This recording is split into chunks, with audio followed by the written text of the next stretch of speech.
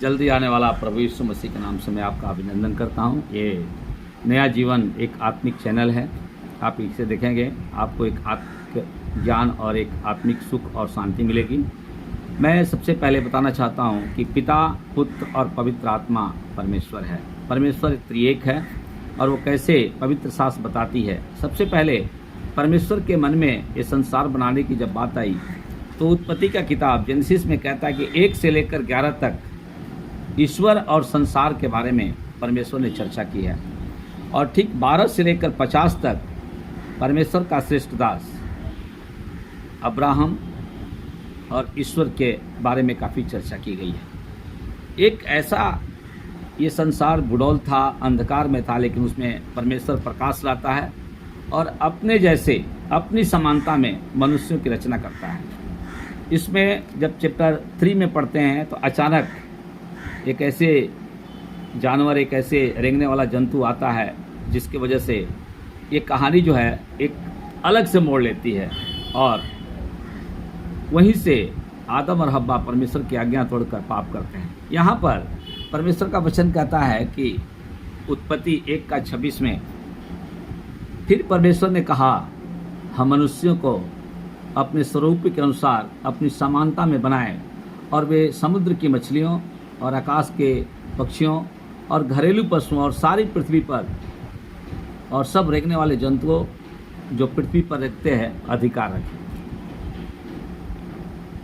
सबसे पहले परमेश्वर ने आदम और हव्वा को बनाने के पहले ये सृष्टि की थी और 6 दिन में सारा संसार को बनाया था और उसको कहा था ये सभी का नाम रखो और उसने रखा। जब हम आगे बढ़ते हैं, परमेश्वर ने कहा 1:27 में कि तब परमेश्वर ने मनुष्य को अपने स्वरूप के अनुसार उत्पन्न किया और अपने ही स्वरूप के अनुसार परमेश्वर ने उसको उत्पन्न किया और नर और नारी करके उसने मनुष्यों की सृष्टि की। जिस तरह पवित्र शास्त्र का वचन लिखा है, परमेश्वर अपने समान, यानी जो हम इंसान लोग हैं वो परमेश्वर का स्वरूप है। इसका मतलब वचन कहता है कि उसके भी 2 हाथ होंगे, 2 कान होंगे, 2 आँखें होगी, नाक होगा। जिस तरह मनुष्य का स्वरूप है, प्रभु का वचन कहता है उसने अपनी समानता में मनुष्यों की सृष्टि की, आदम और हव्वा को बनाया। आदम को तो उसने मिट्टी को लिया, उसको गुदा, अपने अनुसार अपनी समानता बना के उसमें प्राण फूंक दिया और उसके पसली से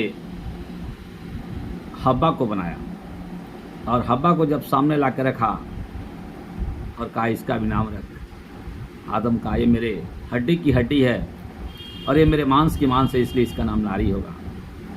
यहाँ पर अपनी समानता में परमेश्वर ने हम सबको बनाया।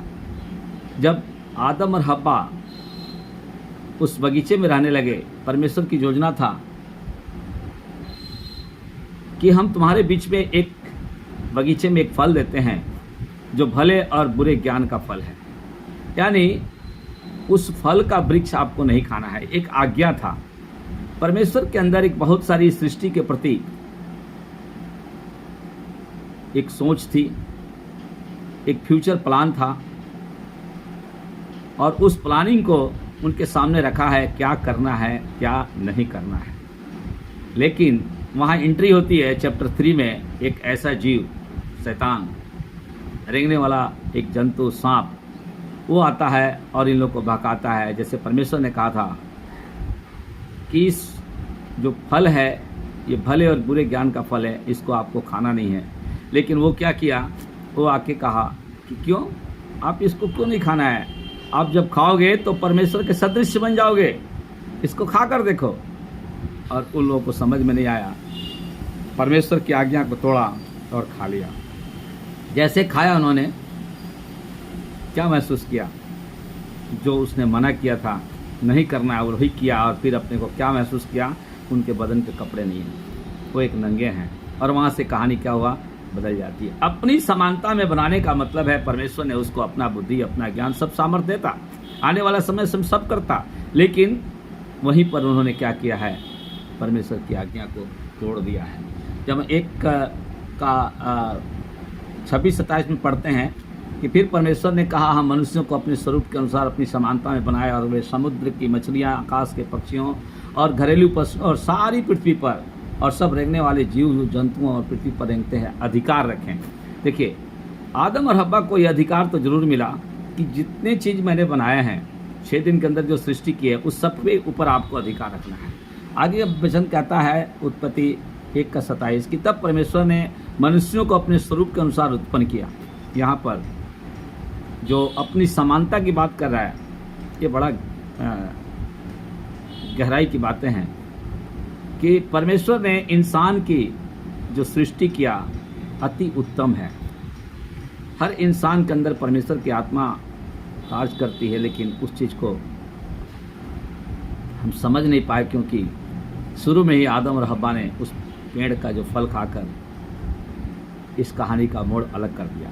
यहाँ लिखा है कि तब उसने उत्पन्न किया और नर नारी करके उसने मनुष्यों की सृष्टि की। सृष्टि की रचना में सबसे पहला इंसान आदम और हव्वा थे, और 28 में लिखा है कि और मनुष्य ने उसको आशीष दी और उनसे कहा, फूलो फलो और पृथ्वी पर भर जाओ और उसको अपने बस में कर लो, और समुद्र की मछलियां तथा आकाश के पक्षियों और पृथ्वी पर रखने वाले सब जंतुओं पर अधिकार रखो। यानी अदन की वाटिका तो बनाया उनको रहने के लिए, लेकिन इस संसार का अधिकार उसने उन सबको दिया। पिता ने, सर्वशक्तिमान परमेश्वर ने ये सारा अधिकार बना कर दिया। लेकिन यहाँ पिता का रोल है, मेरा विषय है पिता, पुत्र और पवित्र आत्मा परमेश्वर है। अब पुत्र की बात कहते हैं, जब आगे हम पढ़ते हैं भजन संगीता 1:2-7 में, उसमें लिखा है, मैं उस वचन का प्रचार करूंगा जो यहोवा ने मुझसे कहा, तू मेरा पुत्र है, आज तू मुझसे उत्पन्न हुआ है। और पवित्र आत्मा इसके बाद बताएंगे। पुत्र के बारे में परमेश्वर का वचन भजन संगीता में क्लियर रूप में कहा है। और जब थोड़ा आगे बढ़ते हैं तो जब हम जेनेसिस के यानी उत्पत्ति के 2:4 से लेकर 25 तक पढ़ेंगे पवित्र शास्त्र में, तो मनुष्यों का अधिकार, उनका रहन सहन और क्या कहा कैसे का सारा वर्णन किया गया है। तो ये उत्पत्ति 2 अध्याय 4 से लेकर 24 तक हम उसको पढ़ सकते हैं। जब थोड़ा आगे बढ़ते हैं तो परमेश्वर ने पुत्र के बारे में बताया है। जब मैथ्यू का किताब 19:4 में पढ़ते हैं, लिखा है कि उसने उत्तर दिया, क्या तूने नहीं पढ़ा कि जिसने उन्हें बनाया उसने आरंभ से नर और नारी बनाकर कहा। और जब मरकुस का 10:6 पढ़ते हैं, पर सृष्टि के आरंभ से परमेश्वर नर नारी करके उनको बनाया। देखिए, यहाँ पे जो सृष्टि की रचना हुई और पहला इंसान थे नर नारी करके, ये आगे वर्णन किया गया है। अब आगे जब हम देखते हैं यहाँ जो उत्पत्ति का 2:15 में परमेश्वर का वचन कहता है कि तब यहोवा परमेश्वर ने आदम को लेकर अदन की वाटिका में रख दिया कि उस पर काम करे और उसकी रक्षा करे। यहाँ पर सबसे पहले जो अधिकार दिया परमेश्वर ने, जो अदन की वाटिका में रखा, उनको सिर्फ रहने के लिए नहीं बल्कि कुछ कार्यों को करने के लिए दिया। उसकी आज्ञाओं को अगर वो फॉलो करते, जबकि वो डेली आता था, शाम के समय पहुंचता था, ऐ आदम ऐ आदम, आदम दौड़ के गले लगता था, हव्वा होती थी साथ में। एक स्वर्ग का राज्य था, संसार की ये शुरुआत था, पवित्र शास्त्र यही बताता है। लेकिन जो अपनी समानता की बात था, उसमें परमेश्वर ने बताया था, वो उसके अंदर जो ज्ञान और बुद्धि था वो साक्षात परमेश्वर के स्वरूप थे, परमेश्वर की ही तरह थे। जैसे एक गाय का बच्चा गाय की तरह होता है, कुत्ता का बच्चा कुत्ता की तरह होता है, कोई भी जानवर का बच्चा उसके, उसी तरह परमेश्वर का जो पुत्र आदम और हव्वा थे वो अपनी समानता में बनाया और उन लोगों को अधिकार दिया। जब हम पढ़ते हैं आगे इफिसियन की पत्री उसका 4 अध्याय का 24 वचन, लिखा है कि वे परमेश्वर की तरह थे, वे निष्पाप थे, पवित्र ज्ञान तथा परमेश्वर के चलाए चलते थे। ये जो भी उनके अंदर क्वालिटी था, जो भी उनके अंदर टेंडेंसी था, जो भी उनके अंदर एटीट्यूड था, वो सारा चीज़ परमेश्वर की तरह था। और उसके द्वारा वो चलाए चलते थे।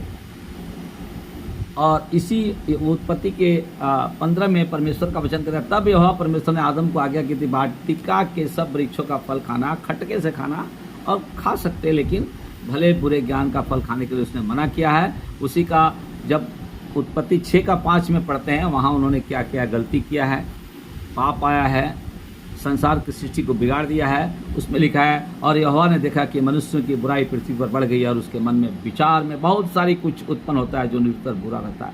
जब उसने नूह के द्वारा ये चीज़ देखा है और बहुत सारी बुराई बढ़ा है, तो परमेश्वर ने क्या किया, इस आदम और हव्वा ने जो पाप किया था उसके द्वारा बहुत सारा पाप आया, बुराई आ गई और ये संसार में फैल गई, जिसके बाद उसने नूह को इस्तेमाल किया। लेकिन यहाँ पर पिता पुत्र पवित्र आत्मा क्या क्या क्या कार्य था, क्या कार्य है, जब हम आगे पढ़ते हैं कुलुसियों 3:10 में, कि प्रभु का वचन कहता है, नए मनुष्यों को पहन लो, नए मनुष्यत्व को पहन लिया है, जो अपने सृजनहार के स्वरूप के अनुसार ज्ञान प्राप्त करने के लिए नया बनता जाता है। नया नियम में परमेश्वर का ये स्टार्टिंग की बातों को इस वचन में बताता है। जब कुलुसियों के 10 में पढ़ते हैं तो नए मनुष्यत्व को पहनने की बात कर रहा है, जो परमेश्वर जो सृजनहार के स्वरूप में शुरू में बताया था, जिसने परमेश्वर का वो ज्ञान और बुद्धि के बारे में प्रभु बता रहा है।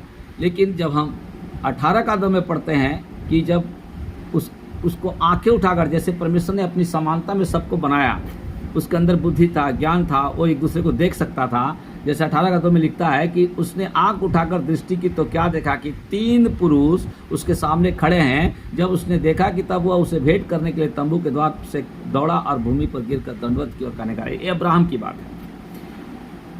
अध्याय 18 पढ़ेंगे, अब्राहम ने क्या देखा कि 3 पुरुष अब्राहम के दरवाजे पे आ रहे हैं। यानी परमेश्वर ने जब अपनी समानता में लोगों को बनाया था तो महसूस कर रहा था परमेश्वर का उपस्थिति को, उसको ज्ञान था, वो इस बात को समझ रहा था और उसी समय उस तीनों को वो समझा कि ये परमेश्वर है और वहाँ पर उसकी पहुनाई की है। लेकिन यहाँ पर परमेश्वर का वचन कहता है कि वो अपने को शून्य किया है। यहाँ पर पुत्र की बात है, वो अपने आप को शून्य किया है। किसके लिए? ये सब संसार का जो पाप आया है, संसार के अंदर पाप भर गया है। यह वचन कहता है फिलिपियों 2:7 में, वरन अपने आप को ऐसा शून्य कर दिया और दास का स्वरूप धारण किया और मनुष्य की समानता में हो गया। यहाँ देखिए, पिता का कार्य जब अलग है और पुत्र का कार्य। जब आदम और हव्वा ने गलतियाँ किया, पाप किया, पाप का फल मृत्यु ये संसार में आया। परमेश्वर ने जो शुरू में अधिकार दिया था आदम और हव्वा को, और वो शैतान जो सांप बनकर आया, वो अधिकार को छीन लिया, उनको भरमा दिया और उन्होंने पाप किया। वो अधिकार शैतान के पास आ गया।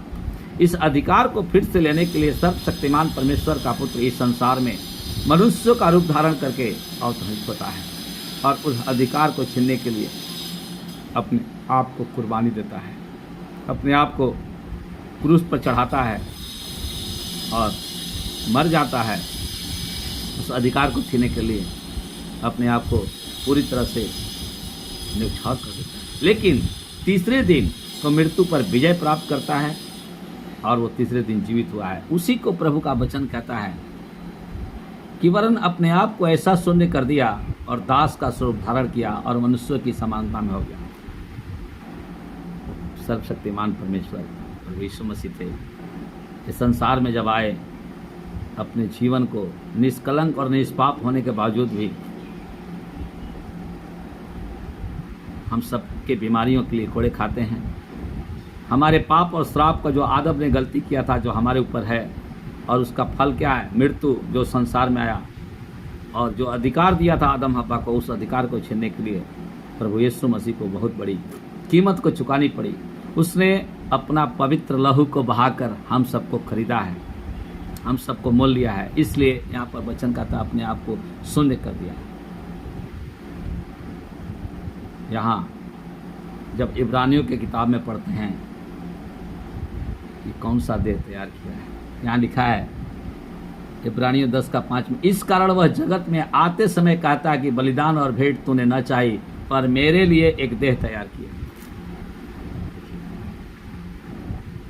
इस संसार के मनुष्यों ने कहां से कहां क्या किया और फिर क्या किया। परमेश्वर का पुत्र प्रभु यीशु मसीह, उसका रोल क्या है, जो पिता पुत्र और पवित्र आत्मा तीनों का एक त्रिएक में हम देखते हैं।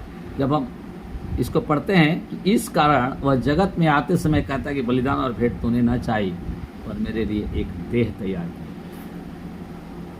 कितनी बड़ी बात है। और जब इसको गहराई में जाएंगे तो यहाँ पर परमेश्वर का वचन,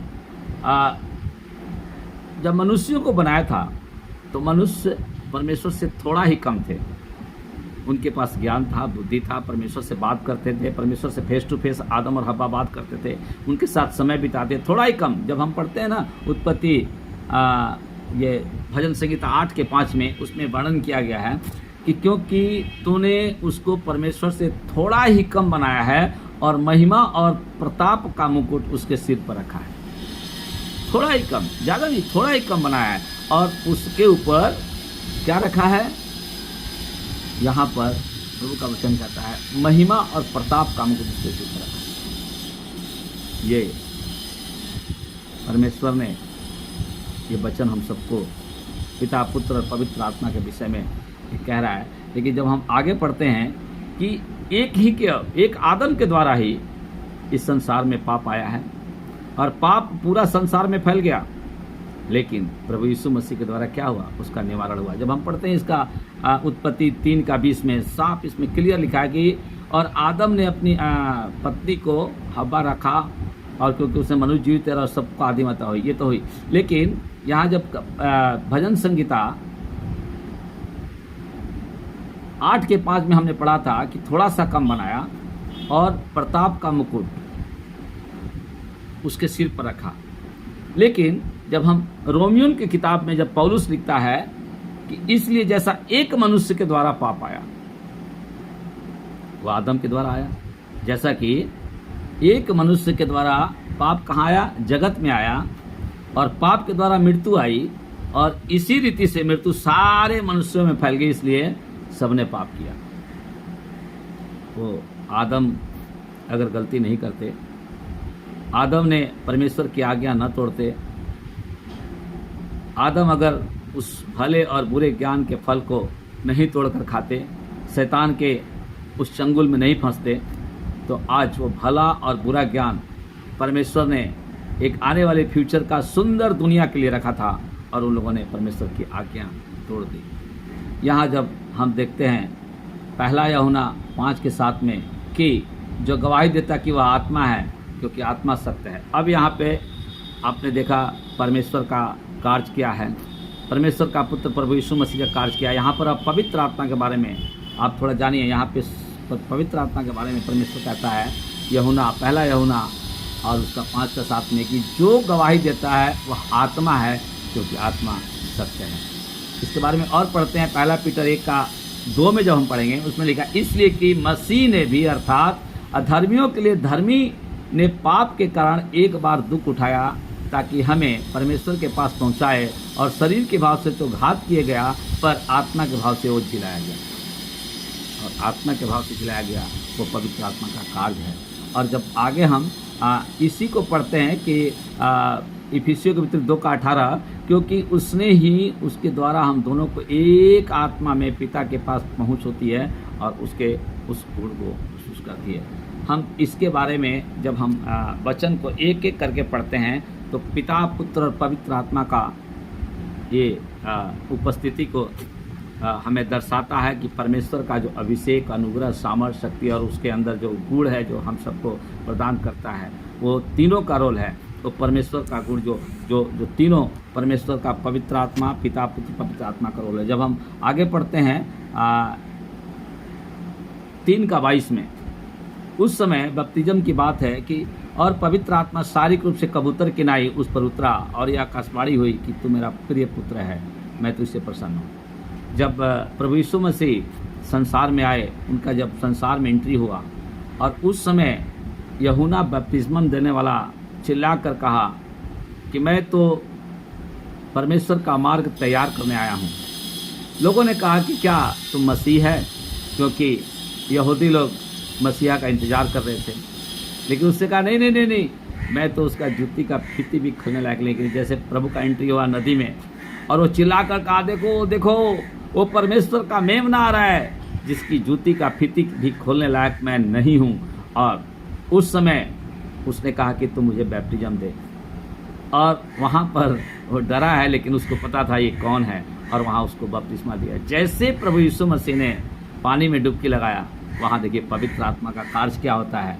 वहाँ पवित्र आत्मा का कार्य क्या है कि उसने साफ कहा है कि पवित्र आत्मा शारीरिक रूप से कबूतर की नहीं उस पर उतरा है, और ऊपर से आकाशवाणी हुई है, ऊपर से आवाज़ आई है कि ये मेरा प्रिय पुत्र है, मैं इससे बहुत प्रसन्न हूँ। यहाँ पवित्र आत्मा कितना बड़ा कार्य है। यहाँ पर जब हम इफिसियों का 1 का 17 में पढ़ता है कि हमारे यीशु मसीह का परमेश्वर जो महिमा का पिता है तुम्हें पहचान में ज्ञान और प्रकाश की आत्मा दे।